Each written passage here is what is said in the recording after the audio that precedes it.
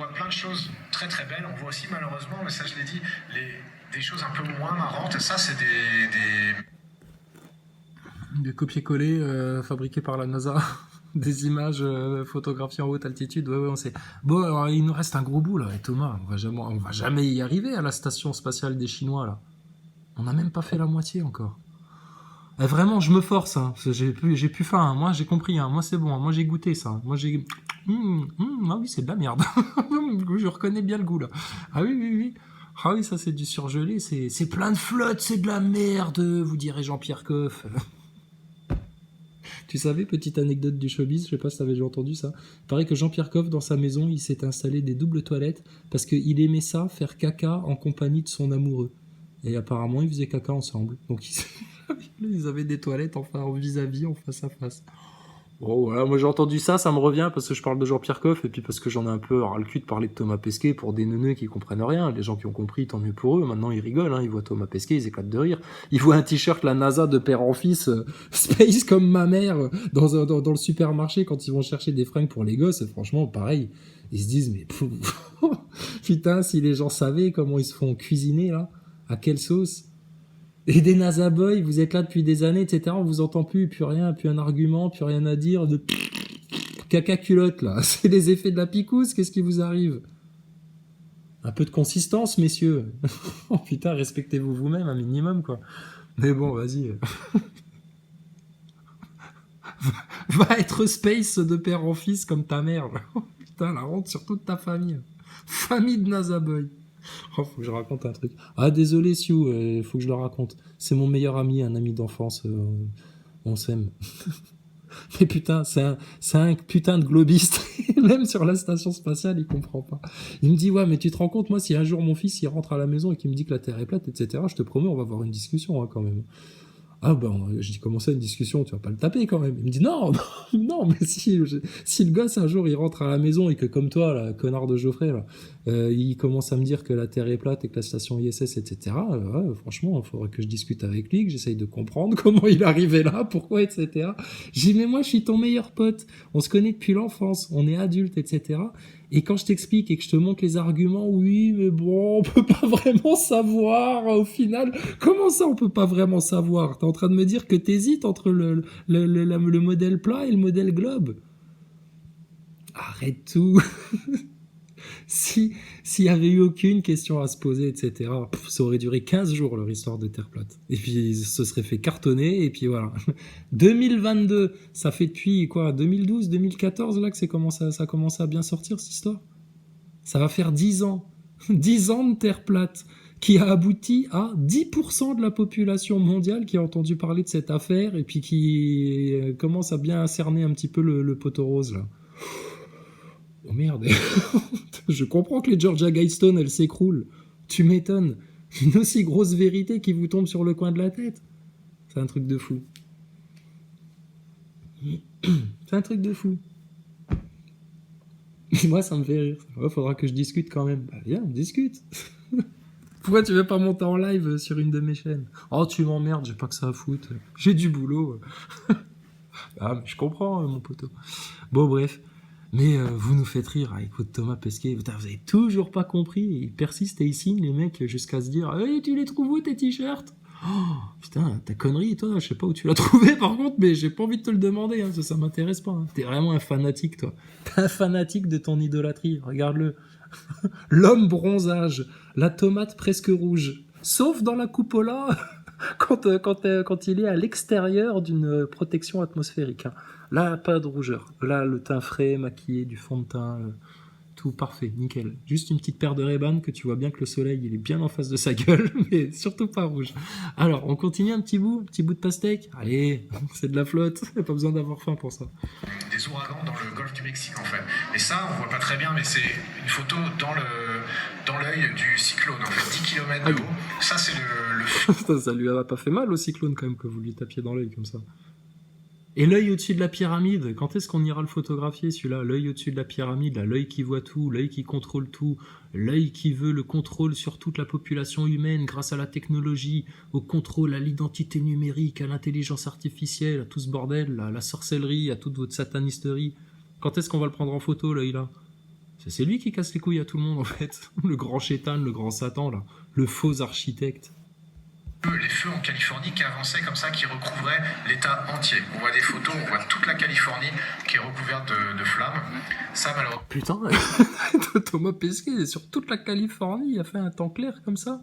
Même pas un chemtrail, avec des ombres de nuages aussi parfaites. C'est fou, hein. C'est incroyable ce qu'on arrive à prendre en photo à 400 km d'altitude. Mais alors pour zoomer comme ça, t'as dû aller vachement super vite, hein, parce que, attends, t'as en 400 km, vous allez à 28 000 km/h, la Terre, elle tourne sous vos pieds extrêmement vite, tu nous disais, à 1600 km/h, et quand t'as pris la photo, ça devait être comme ça, en train de défiler, et puis toi, au bon moment, t'as fait... Franchement, t'es pas capable de photographier la Lune et les étoiles depuis la station spatiale, mais t'es quand même un putain de bon photographe, hein, Thomas, hein, c'est pas n'importe quel photographe qui arrive à faire ça. Bon, ça se demandait vraiment toujours la même question, c'est pourquoi vous perdez autant de temps à faire ça alors qu'il y a putain, des myriades de satellites apparemment qui sont là pour le faire, mais bon, ça fait tellement plus classe, plus artistique, plus bobo, plus de gauche, quand c'est un astronaute qui prend lui-même les photos avec son petit doigt et son petit œil. Mais bon, bah oui, ça enlève le charme, hein, le satellite. Oui, c'est un satellite qui a pris en photo. Ah bon, ouais, bon. Ah, normal, quoi. Vu qu'on a la télé et le GPS. Un neuneu, NASA Boy. Mais et quand on te dit non, mais en fait, c'est Thomas Pesquet qui a pris les photos. Ah ouais, putain, depuis l'espace. Oh la vache, il est bon, le mec, bravo et tout, tu sais. Donc là, tout de suite, il y a une attache émotionnelle.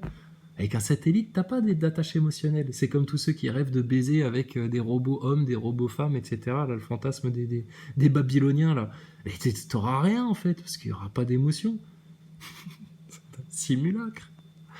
Enfin, bref, leur monde de fausseté, quoi. De fausseté, d'apparence, et puis de tromperie, en fait, au final. Mais je comprends, les NASA Boys, vous vous sentez trahis par votre Thomas Pesquet, vous voulez pas regarder la réalité en face. Bah ouais, mais c'est comme ça. Vous êtes des grands cocus, en fait, les NASA Boys, ça arrive, hein, c'est la vie.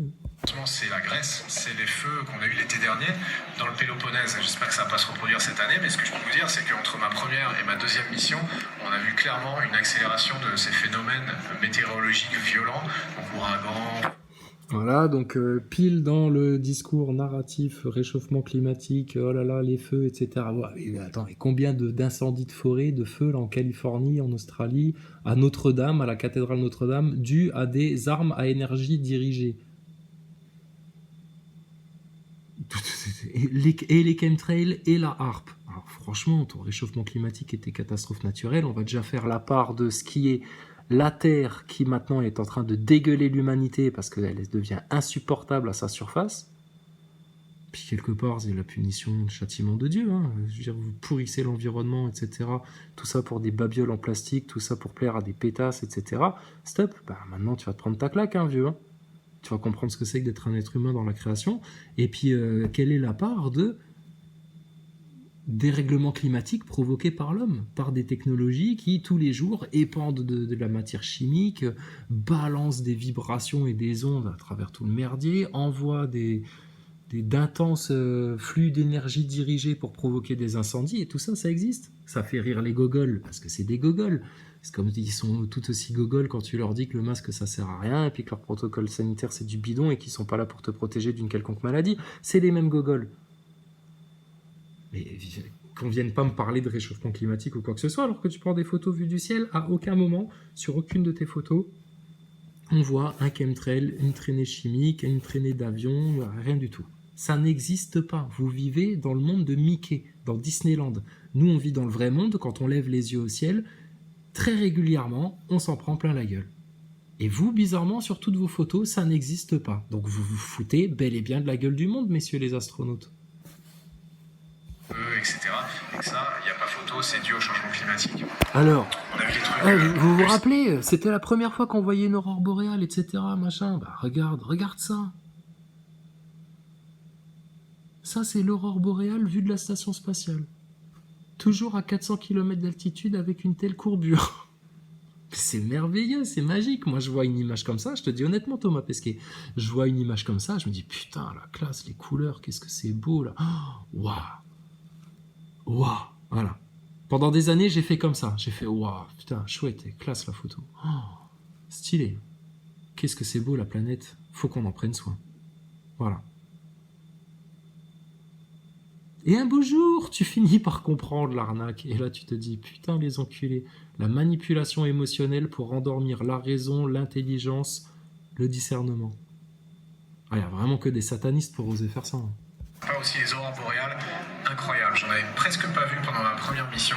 Alors, parce qu'il se rappelle de ce qu'il avait dit, alors, si tu te rappelles, hein, au début de cette conférence, il nous parlait de sa collègue qui les a appelés, qui a fait il y a des aurores boréales dans la cupola, venez vite, etc. Donc là, alors, il en avait presque pas vu, mais un peu. Donc de nouveau Thomas, en flagrant délit de mensonge. Plus sympa aussi les aurores boréales, incroyable. J'en avais presque pas vu pendant ma première mission, pendant la deuxième. Voilà, tu sais qu'il te ment parce qu'il y a toujours son doigt qui traîne, soit pour se gratter le nez, soit pour se toucher le menton, soit pour pointer un index autoritaire qui te dit j'en avais presque pas vu, mais j'y suis allé, hein, donc c'est pour du vrai. Hein. Putain, un gosse, c'est des gosses en fait les mecs là, ils sont pas finis. Votre Thomas Pesquet, il est pas fini. En tant qu'astronaute, pour vous, bah oui, il est fini parce que vous voyez pas les bords, parce que vous êtes des gogoles. Mais nous qui le voyons comme un acteur, comme sa véritable identité, ce qu'il est, un acteur, un comédien, un usurpateur, voilà, il est pas fini le mec en fait. Hein. Moi, quelque part, ça me rassure. Je me dis, putain, leur race de serpents, là, de satanistes à la con, là, leurs acteurs de crise, les Maxime Nicole et compagnie, pouah, les mecs, on leur a baissé le froc comme un rien. Et puis, ils sont tous partis en dépression. Jérôme Rodriguez en maison de repos parce qu'il supportait plus les commentaires sur les réseaux sociaux. L'autre Maxime Nicole, on ne sait pas ce qu'il est devenu. Enfin, bon, il a perdu femme et enfant. Il erre en parapente dans la haute atmosphère. Je sais pas ce qu'il devient, le vieux con, là, le rouquin. Éric Drouet, bon, bah, lui, il est reparti dans ses bagnoles, hein, donc rien à foutre. Et puis, voilà, quoi. François Boulot, il joue l'intellectuel de service. Il sert à rien, en fait, le mec là. Mais tu vas voir, il y a toujours des gogoles qui les suivent. Hein. T'as toujours des gogoles qui suivent des Ernesto 2.0, les grands héros de la révolution gilet jaune. Que les gens ont suivi bêtement. Ah putain, c'est énorme. Donc quelque part, tu mérites hein, ce qui t'arrive. Hein. C'est les résultats et les conséquences de ta connerie là. Donc les aurores boréales dans l'espace, qu'est-ce que c'est beau. Ah, j'ai de l'émotion, j'ai de l'émotion. Quand j'ai de l'émotion, je ne réfléchis plus. Et c'est bien dommage. On volait au milieu. Il y avait du vert qui passait autour de nous, même d'autres couleurs, parce qu'il n'y a pas que du vert. Et j'en ai fait des photos, j'en ai fait des films. Encore une fois, tout ça, vous le verrez sur Internet. Voilà, on vient de passer 200 jours ensemble dans la station spatiale, 199 jours, 17 heures et je sais pas. Putain, t'imagines si t'étais vraiment astronaute, t'aurais juste de supporter Thomas Pesquet autant de temps, tous les jours.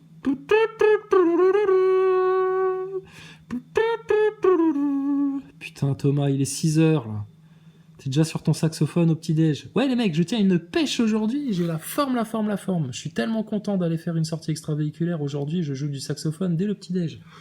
Ok, merci Thomas. Il reste des fruits frais, là. Il n'y a plus que des trucs lyophilisés à dessécher, là. Vous êtes tous allés pisser ce matin, les mecs? Ouais. Ok, putain, moi j'ai une envie de chier ce matin. Je sais pas si c'est les tortillas qu'on a bouffé hier soir, mais là, faut que j'y aille, là.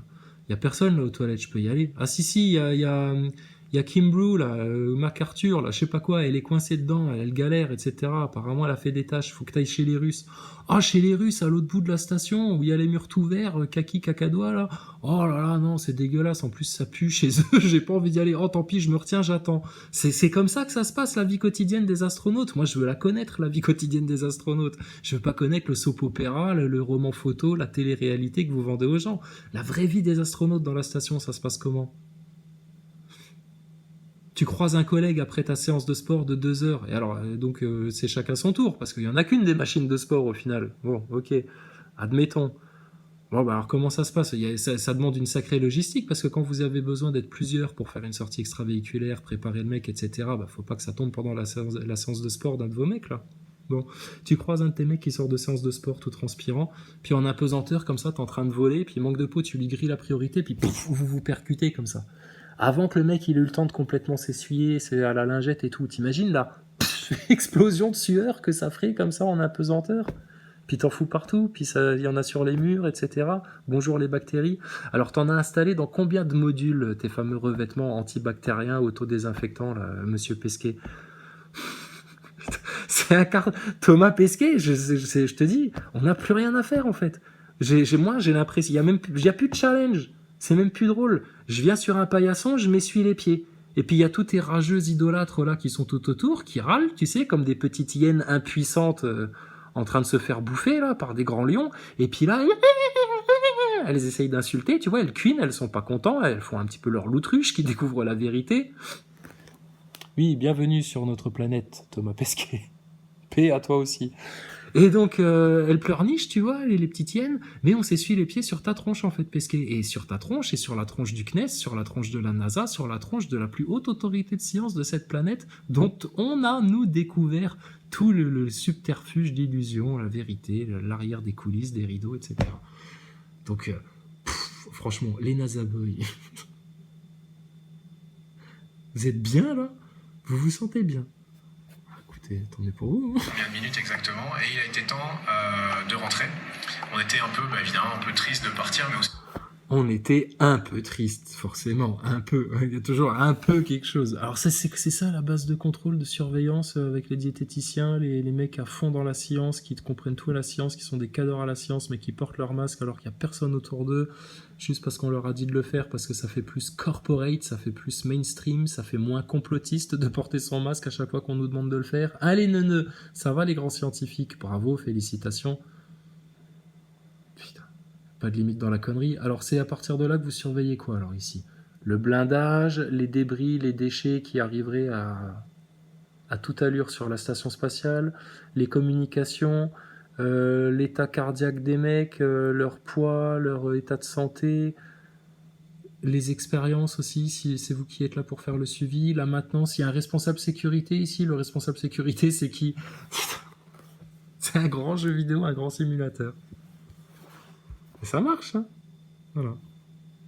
Quand l'humanité va se réveiller de ça, parce que quand elle se sera réveillée de ça, elle se sera réveillée de beaucoup de choses. Mais quand l'humanité va se réveiller du spatial et comprendre que depuis 1969, on prend l'humanité entière pour une connasse, pour une conne. Et les Américains s'en sont jamais cachés. Il y avait des titres de journaux dans les années en noir et blanc, là, où on disait « Ah, ça y est, les Américains ont touché la Lune, c'est enfin, ça y est, c'est la suprématie des États-Unis sur... » C'est la fin de la guerre froide, en fait. 62, la baie des cochons. 69, c'est la fin de la guerre froide. Les Américains ont gagné parce qu'ils ont touché la Lune. Avant les Russes. Et là, bon, c'est nous les big boss, c'est nous Hollywood, c'est nous les années 70, les hippies, c'est nous les années 80, c'est nous toute l'influence sur le monde. Le point culminant. Le point culminant. Les Américains, ils ont compris ça. Ils ont compris que s'ils faisaient une prouesse pareille, ils avaient la domination culturelle sur le monde pour les années à venir. Donc ils l'ont fait, ils ne se sont pas gênés. Quand ils se sont rendus compte que putain, mais c'est impossible à faire en fait. C'est impossible à faire. La technologie, c'est... Ce qu'on a là, c'est un pet de souris. On ne dépasse rien du tout. On va à nulle part. Nulle part en fait. C'est le Truman Show. Le Truman Show, les NASA Boys, ils pètent un câble parce qu'ils se rendent compte en fait que toute leur vie, ils ont vécu dans une grande cage. Et là, ils s'en remettent pas en fait. Très content de retrouver nos proches, de retrouver nos familles, de retrouver nos amis et la vie normale sur Terre. Et donc on a réactivé notre vaisseau, notre Crew Dragon qui est là. On a réalisé toutes les procédures, chacun est à sa place, à son tableau de commande. Ils réalisent toutes les procédures sur le tableau de commande, etc. Mais bon, ils nous expliquent en même temps que tout est contrôlé depuis la base au sol et puis que eux, limite, ils ont rien à faire, hein, mais ils appuient sur les boutons, c'est pour le spectacle. Hein. Une attraction à Disneyland. Et évidemment, en dialogue avec le centre de contrôle, on a fermé les sas, on s'est désarrimé, on a reculé. Là, c'est vu depuis notre capsule qui recule au-dessus de la station spatiale. Et ce qui était assez sympa, là, vous me voyez... Alors, qui recule, c'est-à-dire qui s'élève au-dessus de la station spatiale, perpendiculairement à ton globe, là.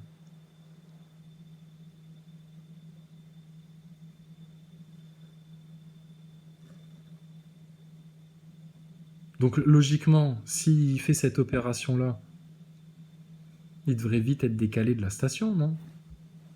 Au deuxième plan, j'ai déjà enlevé mon scaphandre et je suis en train de prendre des photos. On a fait le tour autour de la station spatiale. Donc la station spatiale, vous imaginez, c'est grand comme ici.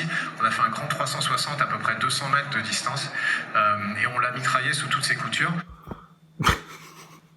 Alors, Ils sont partis en Crew Dragon. Allez, ciao, au revoir la station spatiale. Ils se décrochent en s'élevant au-dessus de la station qui, elle, continue sur son orbite. Bon, jusque-là, leur Crew Dragon, il est pris dans l'inertie, il suit la station spatiale. Et de là, ils se mettent à tourner autour de la station spatiale à 360 degrés, là, pour la prendre en photo sous toutes les coutures. Putain, quand on pense que vous mettez des heures à faire une approche pour vous amarrer là dans le trou du cul de ta station là, et que ça dure 24 heures tout votre voyage parce que les dernières heures, faut venir tout doucement pour bien ajuster, etc. Et là, tout d'un coup, il n'y a plus besoin d'ajuster rien du tout. Vous arrivez à suivre sa trajectoire à la même vitesse, etc. Vous prenez les angles de vue depuis tout autour. Et le Crew Dragon, il est fait pour faire ça. Vous pouvez faire une petite balade comme ça autour de la station, dans l'espace, vous faites un petit tour comme ça, où vous voulez, à gauche, à droite, en haut, en bas, on tourne un petit coup autour, on fait un truc comme ça. Allez hop, maintenant on vous laisse en direction de la Terre, et là, comme dans Star Wars, ça y est, vous commencez à aborder la descente. Il y a un décalage technologique complet entre ce que vous montrez aux gens, ce que vous racontez être capable de faire dans certaines interviews, et ce genre d'histoire Playmobil que tu sors, Thomas Pesquet. Bon, allez, je te fais une deuxième tranche. Deuxième tranche de pastèque. Allez, on va jusqu'à 35. Le défi du jour, c'est d'aller jusqu'à 35. Ah, il faut qu'on fasse la station chinoise après, Thomas. On va plus parler de toi, t'inquiète pas. On va te jeter comme un vieux Kleenex. Tu seras plus rien. Tu n'existeras plus. Voilà. Bah, c'est toi qui l'as voulu, hein. T'as voulu te comporter comme un malotru. Bah, maintenant, tu vas assumer. Puis vu que toi, t'es pas capable d'assumer, du coup, c'est tout ton petit fan club, ton petit NASA Boyland, là, qui est en train de se prendre ça en plein dans les dents. Et ça leur fait très très mal. Et votre grande idole, là, votre grand sauveur de Thomas Pesquet, il sait très bien qu'on existe parce qu'il a répondu à certaines de nos vidéos dans ces tweets-là, quand il était dans la station spatiale dernièrement.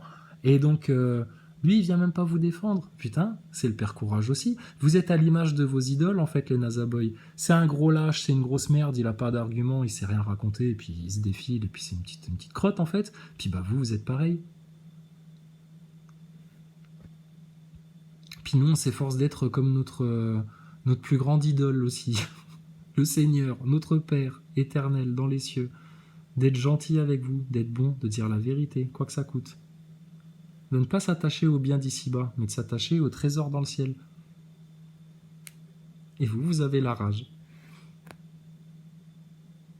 C'est parce qu'on va bien que vous avez la rage, les NASA Boys? Bah, il ne fallait pas vous picoser autant, hein, bande de drogués. C'est vous qui êtes là avec vos shooteuses, là. Donnez-moi une dose, j'en veux encore une. Là, j'en veux plus, mais je vais la prendre quand même parce que j'ai quand même envie de faire comme tout le monde. Allez, envoie. Bah, bravo, les NASA Boys. Bon, allez, bouge pas, on revient.